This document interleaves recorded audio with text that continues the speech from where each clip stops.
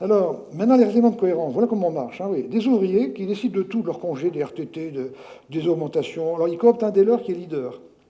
Alors, on n'est pas leader à vie, mais c'est un ouvrier. Hein, c'est des ouvriers. Alors, c'est pareil hier. Mais alors, parce que quand on a toutes ces structures-là, à un moment donné, on va faire l'autonomie. La première autonomie, c'est disparaître soi-même. Non, non, non, non, on va gérer l'autonomie. Hein. Et ils disent comment repérer les leaders charismatiques. Laisser faire coopter par les ouvriers. Dire à la structure que les ouvriers cooptent leur propre chef, on ne dit pas non. Et que c'est ce chef-là qui va décider librement des augmentations des ouvriers. Ça, c'est pas pensable. Attends, c'est le chaos, ce truc-là. Hein. Et donc, voilà comment fonctionne au quotidien. Les éléments de cohérence. Alors ça aussi, si vous n'avez pas d'éléments de cohérence, n'allez pas vers la confiance. Hein. Parce qu'il faut des repères. S'il n'y a pas de repères, c'est le bordel. Regardez le couple. Le couple, il a deux valeurs limites. Alors cette théorie des valeurs limites, c'est un truc que je sais, moi, depuis l'âge de 14 ans, pour différentes raisons. Ça serait trop long à vous expliquer. Mais j'ai compris, j'avais 14-15 ans, que tout système a deux valeurs limites. Et le système n'est que parce qu'il a deux valeurs limites. Et ces valeurs limites font que le système est, mais bordent aussi la liberté dans le système. C'est un peu comme les parois d'un couloir. Ouais. Imaginez que là, ce couloir-là soit infini. Je suis libre. Je peux aller là, je peux aller là, je peux aller là, mais si je sors, je ne suis plus dans le système. Alors le couple, à l'évidence, il y en a une, c'est la fidélité morale, physique, intellectuelle. Si on joue avec ça, généralement le couple ne se porte pas bien, quoi. Hein. Puis l'autre, c'est le respect de l'autre, la tendresse, la gentillesse. Alors il y en a un, c'est effet immédiat. Quand on est cocu, généralement, il se passe des choses, quoi. L'autre, c'est à long terme. Hein, à long terme, si on joue un peu trop avec le manque de respect de l'autre, ça pète. Les judéo-chrétiens, on a deux limites. Aime ton prochain comme toi-même, ne fais pas autrui ce que tu n'aurais pas qu'on te fasse. Tout le reste, c'est du verbiage. Il y a un grand rabbin qui a du temps de Jésus, il avait déjà dit ça, hein, en disant, voilà, pour nous les juifs, disait-il, le grand rabbin du temps de Jésus, et pour les judéo-chrétiens dont je suis, ben, on a ces deux limites. Aime ton prochain comme toi-même, ne fais pas autrui. Tant que tu es au sein de ça, tu es en accord avec cette morale, ou cette religion, chacun son truc. Les musulmans, parce que les Marocains qui ne sont pas idiots, ne veulent pas du modèle américain de management, ils font intervenir des gens comme moi, je fais pas mal de conférences au Maroc.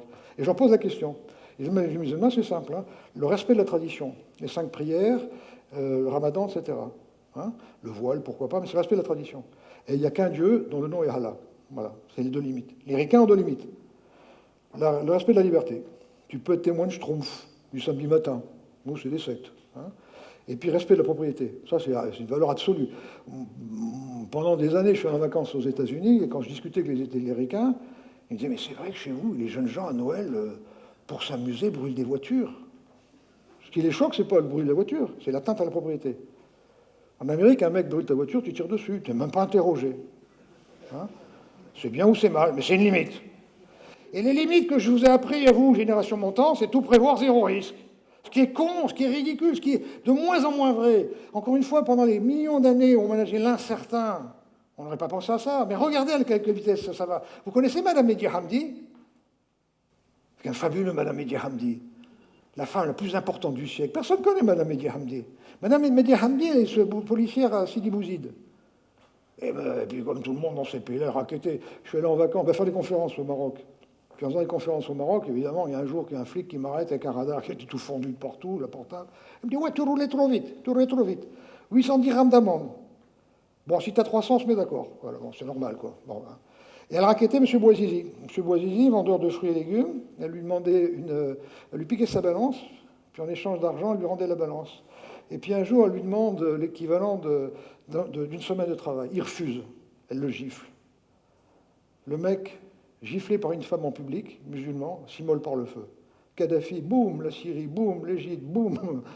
J'aimerais savoir où sont les business plans de toutes les boîtes qui avaient prévu une implantation en Égypte, en Syrie, en Tunisie, peut-être demain en Turquie. Twitter a tué Gutenberg. Twitter, parce que l'information était vraie. Madame Mehdi Hamdi a bien giflé M. Bouazizi. Demain, tu peux avoir une information fausse. Pendant des centaines d'années, pendant quelques siècles, l'Église catholique était peinarde. Hein. Il y avait des copistes. Arrive Gutenberg. T'as un mec, quelque part, qui dit que la Vierge n'est peut-être pas tout à fait vierge. T'as vu le bordel que ça a foutu, toi? Il saute sur la gueule en Irlande encore. Et là, Twitter a tué Gutenberg. M. Ben Ali, il tenait la presse, il tenait la télévision, il tenait la radio, il tenait Gutenberg. Il ne tenait pas Twitter. Et on continue à vouloir ménager le certain. Tout prévoir, zéro risque, tout prévoir. Ça ne marchera jamais, ça. Nos deux valeurs de base à nous, Et on ne rigole pas avec les valeurs de base, j'y reviendrai. Comme quand on est cocu. Comme quand on brûle ta voiture aux États-Unis. C'est l'homme est bon, l'homme est bon. Tout papier, toute procédure qui traite du contrôle, quel qu'il soit, on ne contrôle ni le temps, ni les prix de revient, ni les coûts, on ne contrôle rien, nous. C'est déchiré, c'est foutu en l'air tout de suite. Toute personne qui est dans le contrôle, on la réintègre, soit on veut leur ajouter son chiffre d'affaires. L'homme est bon par principe. Et la deuxième valeur, c'est l'amour du client. Quoi qu'on fasse, ça doit servir l'amour d'un client, interne ou externe. Si vous supprimez tous les papiers, toutes les procédures, où il n'y a pas de client derrière, et il y a une notion de contrôle, vous virez 80% des papiers. Il ne reste plus que 20. Jure et promis. Ça coûte moins cher de croire que l'homme est bon que de le contrôler. Et alors on ne rigole pas avec ça. Il s'avère qu'il y a quelques années, il y a longtemps de ça, je ne ferai pas de réunion en famille, pas de réunion, la réunion 4 du lundi matin, la fameuse réunion 4 du lundi matin, hein, qui est sacralisée. Hein. Vous savez ce que c'est, ça? C'est les 6 millions d'années de chasse et de cueillette. Pendant 6 millions d'années, le chef, le plus gros zizi, surtout quand vous faites votre tour d'usine en permanence, comme je faisais, hein, bonjour monsieur le directeur, hein, tu as un signe d'allégeance, ça te confirme que tu as le plus gros zizi. Se passe le week-end. Personne ne te dit que tu as le plus gros zizi. Hein, lundi matin, Galou, rapport, Galou, qui c'est qui a le plus gros zizi? C'est vous, monsieur le directeur. Ça s'appelle la réunion cadre. Normalement, après ça, je pense que la plupart d'entre vous ne ferez plus la réunion 4 du lundi matin. Ou alors vous ferez ridicule devant vos collaborateurs. Donc, un jour, je fais une réunion, il y a des gens de qualité, je ne sais plus pourquoi, et il y en a un, David, un gars qui était là depuis 10-12 ans, un gars bien, hein, qui disjoncte. Oui, puis il y en a marre, avec vous, il y en a que pour les ouvriers, je ne suis pas à disposition des ouvriers. J'essaie de le calmer, on discute, il insiste, puis au bout d'un quart d'heure, j'écoute David, ce que vous faites, c'est très grave. C'est très grave, parce que l'homme est bon, et là, vous êtes mauvais, et l'ouvrier, c'est votre client. Dire que vous n'êtes pas à disposition de l'ouvrier, ça veut dire que vous ne cherchez pas l'amour de votre client. Donc, dans le seul pays soviétique qui a réussi, qui est la France, le patron a peu de pouvoir. Mais j'en ai un. Je ne touche pas votre salaire, d'ailleurs, je vous donne 20% d'augmentation. Je ne touche pas votre statut. Vous restez agent, machin. Par contre, je vous impose une formation, et ça, j'ai le droit. Vous allez passer sur machine pendant 6 mois pour appeler ce qu'est un ouvrier. J'irai pas. Dans les 2 heures qui suivent, dehors. Puis à pied conservatoire, dehors, dehors, dehors. Hein, quand il y a des limites, il faut que ce soit des limites franches. Hein, autrement, ce n'est pas des limites. Donc ça, c'est un élément de cohérence. C'est libre, Favi. C'est libre. Chacun choisit sa mini-usine, peut changer d'usine, peut changer d'équipe, peut régler sa machine lui-même. C'est une première chose qu'on a supprimée. Règle sa machine lui-même, se contrôle lui-même, temps de contrôle. Charge le camion. On n'a pas de service expédition. On ne fait pas cette expédition. La usine Fiat charge le camion de Fiat. Et si le camion Fiat n'est pas chargé parce que nous, on est en flux tiré tendu, eh bien, on fera un quart d'heure de plus ou une demi. Il n'est pas question que le camion parte tout seul. Si vous avez un service expédition, l'ouvrier ne travaille pas pour le client. Il travaille pour le service expédition. Mais quand c'est l'ouvrier qui charge son camion, ben là, il sait ce que c'est que le client. Vous voyez, c'est libre, Favi. Hein, il décide de leur RTT, il décide de leur congé, il décide même de leur salaire. Des investissements, je vous expliquerai ça, c'est les ouvriers qui décident de leur investissement.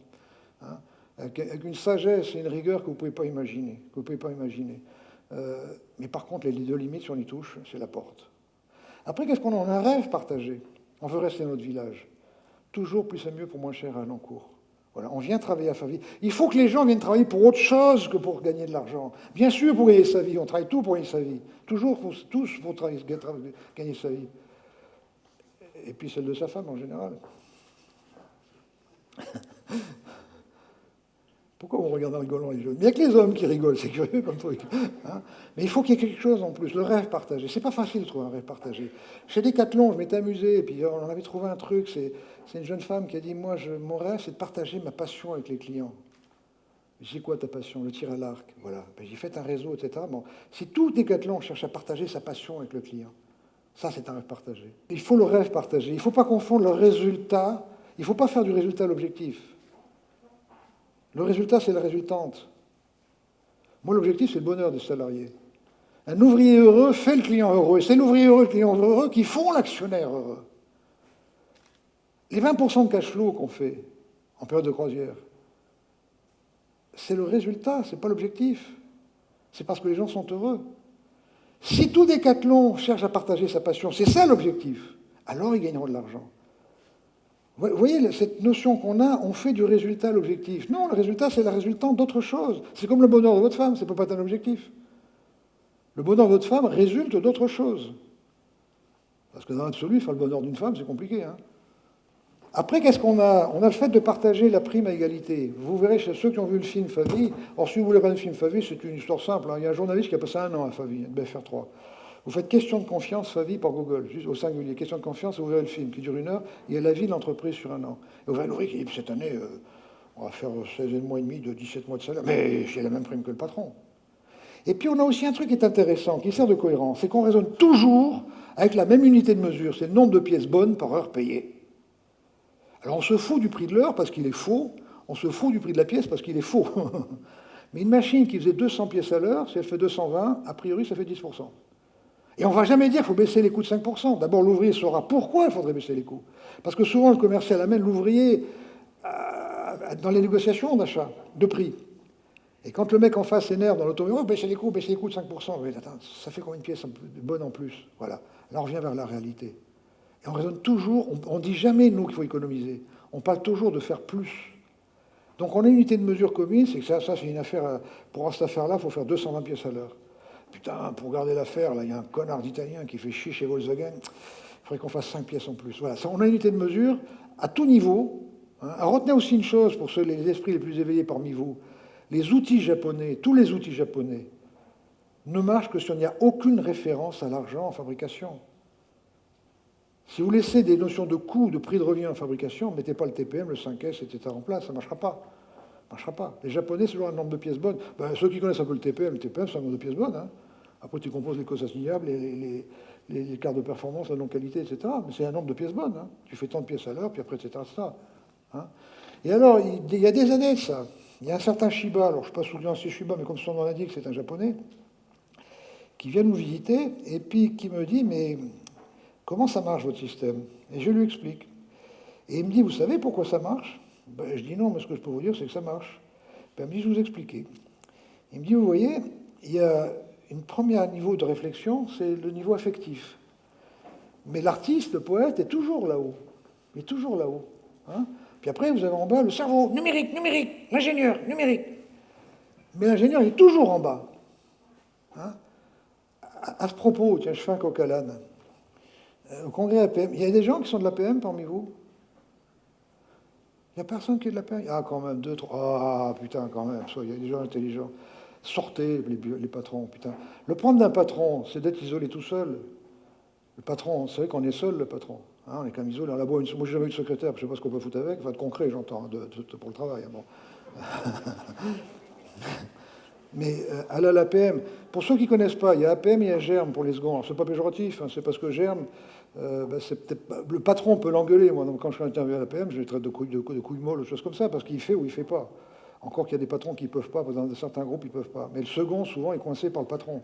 Hein, parce qu'il y a quand même beaucoup de seconds qui essaient de travailler, de faire travailler l'air de l'usine malgré le patron. Hélas. Donc l'APM comme GERM, c'est un circuit où on retourne à l'école 1 jour par mois.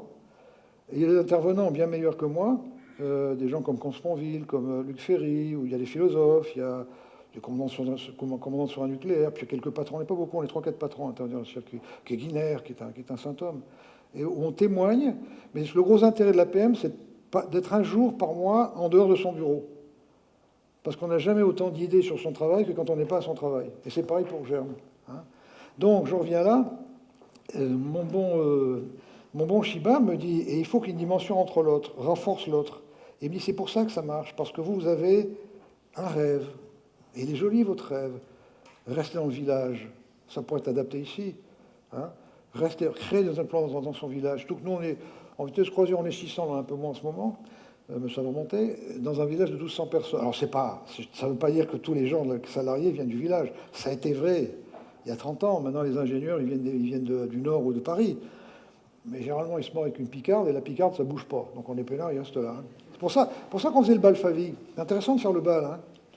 On voit les mecs qui commencent à se maquer. On dit, celui-là, il est casé, il ne bougera plus. Parce que la picarde, elle ne bouge pas en général. Hein, vous avez votre rêve. Tiens, un autre rêve. Je fais des interventions dans HEC exécutif. HEC exécutif, c'est des gens comme vous qui retournent à l'école 15 jours, une semaine à HEC à Paris, puis qu'il y a des intervenants comme moi. Et puis j'allais au petit déjeuner, Et puis il y a une jeune femme dans l'escalier qui m'attendait, qui me dit, Monsieur Zobris, j'ai lu vos bouquins, je suis tombé sur les films, là, je voudrais parler du rêve partagé. Ben, j'y raconte, on prend petit déjeuner ensemble, Nadège. Elle me dit, voilà, moi j'ai 35 ans, j'ai repris une entreprise de 30 salariés, et avant le patron était très directif. Puis moi je gère ça comme une jeune femme, quoi. Et puis à la dernière réunion de CE, le délégué syndical me dit, vous savez madame, comme vous prenez soin de nous, on a envie de prendre soin de vous. Et elle me dit, dans l'ambiance de vos bouquins, je dis, mais attendez, peut-être qu'il faudrait qu'ensemble on prenne tous soin de l'entreprise pour que l'entreprise prenne soin de nous. Et elle prendra soin. Elle me dit, est-ce que prendre soin des uns des autres, est-ce que ça... Je dis, voilà, c'est un beau rêve, ça. Ça, c'est un beau rêve. Hein, être leader mondial, c'est pas un rêve. L'ouvrier n'a rien à foutre d'être leader mondial. Enfin, 20% de cash flow, encore moins. Hein, trouver un rêve qui mobilise les gens. Et puis on a un objectif commun. Alors ça aussi c'est important. Hein. Ayez une prime commune pour tout le monde. Je vous raconterai après comment j'ai fait. Hein. Mais j'ai pas fait exprès. Hein. Mais quand il y a une prime solidaire pour tout le monde, de toute façon, à Faville, il y a des choses justes ou égalitaires. Ne faites jamais des choses justes et égalitaires. Ça c'est la fonction publique, c'est le bordel. Il est juste que seuls les ouvriers soient récompensés pour les actions de progrès mises en place. Bien sûr que c'est juste, puisque les autres sont payés pour progresser, pas eux. Il est égalitaire qu'on ait tous le même intéressement. Oui, mais c'est pas juste. Non, c'est pas juste, mais c'est égalitaire. Hein, ne faites jamais les deux, c'est le bordel, ça. C'est compliqué. Quand on fait l'un ou l'autre, c'est complexe. J'y reviendrai, si on a le temps. Et nous, on a un objectif commun. Plus, toujours plus. Et alors, il faut le porter. Moi, dans mes tours d'usine, j'allais voir les outilleurs en disant, mais putain, qu'est-ce que vous avez trouvé de plus ces murs? Racontez-moi, là, pour moins cher pour les fondeurs. Parce que les clients des outilleurs, c'est les fondeurs. Et les fondeurs, là, me disent, alors, qu'est-ce que vous avez trouvé de plus ces murs pour moins cher pour les galoutillages, l'usinage, etc., etc., etc. Apprendre nos valeurs. Elles sont jolies, nos valeurs. On ne sait pas tout prévoir, zéro risque. Hein. L'homme est bon, l'amour du client. Elles sont jolies, mes valeurs. Elles sont affectives. Elles sont affectives. L'homme est bon par principe. Par principe. On gagne plus d'argent à considérer que l'homme est bon qu'à considérer qu'il est mauvais. Après, il y a l'objectif commun, le nombre de pièces, l'unité de mesure. C'est intéressant d'avoir une unité de mesure commune, qu'on en parle toujours partout, que ce soit dans un projet, que ce soit pour une machine, que ce soit pour un progrès, nombre de pièces bonnes par heure payée. Alors une pièce bonne, alors évidemment, quand j'ai fait ça au début entre la compta et le service qualité, on n'a plus de service qualité aussi. Hein. C'est mon successeur qui a fait ça. On n'a plus aucun service, nous. Ça n'empêche pas de fournir 60% du marché automobile européen. Hein. Dites-vous bien que les services qualité, souvent, vous font croire que la qualité est beaucoup plus compliquée qu'elle n'est. Hein. C'est comme les services du personnel. Hein. Les services du personnel fait croire que le code du travail réglementaire, enfin pas réglementaire, les conventions collectives sont plus compliquées qu'elles sont simples. Hein. Conventions collectives de métallurgie de la Somme, qui sont les nôtres, si vous virez tout le baratin, il y a 10 pages utiles pour les cadres, 10 pages utiles pour la maîtrise, 10 pages utiles pour les ouvriers. En 10 pages, tout est dit. Depuis l'embauche, les plans de formation, le licenciement, la retraite, tout est dit. 600 personnes, je devrais avoir un RH, au moins 3-4 personnes là-dedans. Hein, 5 x 8, 40 heures par jour, sur 10 pages, ils se font chier, les mecs. Hein. Oh, ils inventent des trucs, les entretiens d'évaluation, les plans de carrière. Encore hier, il y a un connard qui me dit, attendez, votre truc, ça dure pendant 30 ans. Combien de temps ça va durer encore? Et je le regarde, je dis, vous n'avez pas une belle tête, là. Vous êtes sûr que vous n'avez pas un cancer, vous? Qu'est-ce que vous voulez savoir de la durée? On n'en sait rien de la durée, bon sang. Ça n'a jamais existé, cette notion de durée. Pendant des millions d'années, on ne savait pas ce qu'on allait bouffer le soir, ni le lendemain matin. Et maintenant, on veut que ça dure, on veut des plans de carrière, on veut, mais attends, c'est n'importe quoi, ce truc-là. Et puis on partage à égalité. On partage à égalité. Voilà. C'est ça la cohérence de Faville. Alors, il n'y a pas de modèle, il n'y a pas d'exemple. Moi, je ne sais pas faire de conseil, c'est un métier. Alors, j'interviens parfois en double avec un conseil. C'est-à-dire qu'il y a un conseil ou un coach, c'est à la mode, qui accompagne une entreprise. Puis moi, il me fait témoigner pour débloquer le patron et la structure, pour dire que ça existe. Alors, je ne peux pas faire témoigner. Je pourrais faire témoigner les mecs de Poult, là, qui sont déjà dans la démarche. Si on avait le temps, peut-être les questions-réponses, je vais les faire monter, puis c'est eux qui répondront. Tiens, ça sera pas mal. Ils sont dans les biscuits, ces gens-là. On n'a rien à voir avec nous. Ils sont allés plus loin que nous. Parce que nous, le leader, il reste pendant quelques années. Enfin, ça change. Mais eux, c'est le leader qui dit, tiens, je suis en forme, je serai bien leader pendant 15 jours. Le pouvoir est tournant. C'est fabuleux, ce truc. Ils sont allés plus loin que nous. Munsen, 8000 salariés. Lui, s'est condamné dans une démarche de progrès. Je peux vous raconter. Lippi, 300, il est au bord de la faillite, Lippi, avec les deux frangins. Ils font du grillage. du grillage, un métier de pauvre, putain, ils ont sauvé la boîte, ils ont démarré, parce qu'ils sont venus vers la confiance. J'en ai une centaine comme ça, que je connais pas la plupart, c'est par téléphone, par mail, hein, qui me racontent un truc, puis je les mets en réseau. Bon, maintenant, je fais des petits réseaux, puis après ils progressent ensemble, ils échangent entre eux, comment on pourrait faire ça, puis ils progressent, ils progressent, ils progressent. Hein.